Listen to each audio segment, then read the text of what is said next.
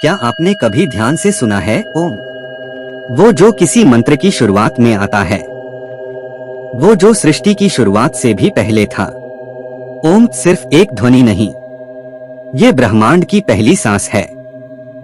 ऋग्वेद, उपनिषद, भगवद गीता, हर ग्रंथ ने ओम को ब्रह्मा का प्रतीक माना है। मांडूक्य उपनिषद कहता है, ओम इत्येत दक्षरण इदं सर्वं तस्योपव्याख्यान भूतम भवद भविष्यदिति सर्वम ओमकार एव। अर्थ, यह ओम ही अतीत, वर्तमान और भविष्य तीनों कालों का प्रतिनिधित्व करता है।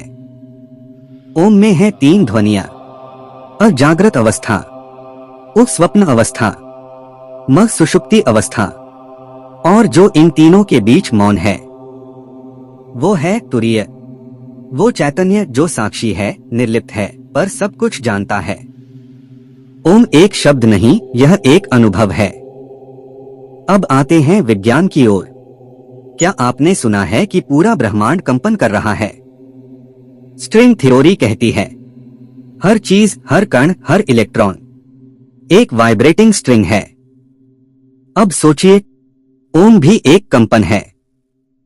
जब हम ओम का उच्चारण करते हैं तो यह कंपन हमारी कोशिकाओं को सिंक्रोनाइज करता है। एमआरआई और ईईजी स्कैन में यह पाया गया है कि ओम का जप मस्तिष्क की अल्फा वेव्स को बढ़ाता है, जो ध्यान, शांति और मानसिक स्पष्टता से जुड़ी होती हैं। ओम की ध्वनि का फ्रीक्वेंसी है लगभग 432 हर्ट्ज, जो नेचुरल यूनिवर्सल ट्यूनिंग की फ्रीक्वेंसी मानी जाती है। यानी ओम हमारे दिमाग को ब्रह्मांड के साथ ट्यून करता है। अब चले गणित की ओर। ओम को अगर एक फॉर्म माना जाए तो वह है गोल्डन रेशियो का प्रतिनिधित्व। प्रकृति के हर पैटर्न में यह अनुपात है। शंख की आकृति, आकाशगंगा की भुजाएं, पेड़ों की शाखाएं, और ओम का चित्र भी ध्यान से देखिए, उसमें गोलाकारता, घूर्णन और कंपन की लयबद्धता है। ओम अनंत की ओर जाती एक गणितीय तरंग, यह वह प्रतीक है जो केओस में कॉस्मोस ढूंढता है।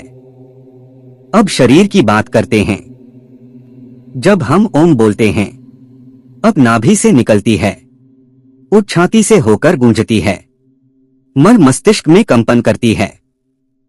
यानी ओम हमारे शरीर के 3 ऊर्जा केंद्रों, चक्रास, को सक्रिय करता है। मूलाधार, अनाहत और आज्ञा चक्र। यह सिर्फ आध्यात्मिक बात नहीं है।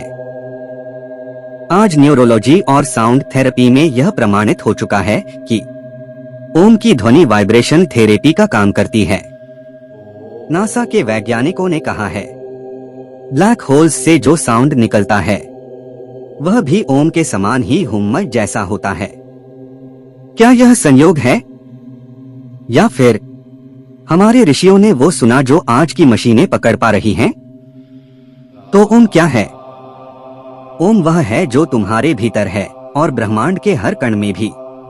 ओम वह है जो शब्दों से पहले था और मौन के बाद भी रहेगा। ओम वह है जो सुनाई देता है और फिर भी अनसुना रह जाता है। ओम कोई धर्म नहीं, ओम एक विज्ञान है, एक चेतना है, एक अनुभव है।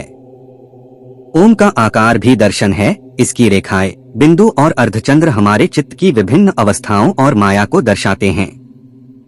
ओम एक फ्रैक्टल है, एक ऐसा पैटर्न जो हर स्तर पर दोहराता है, ब्रह्मांडीय कंपन, परमाणु की गति और हमारी सांसों की लय। यह ब्रह्मांड का स्वयं को ध्वनि में व्यक्त करने का तरीका है।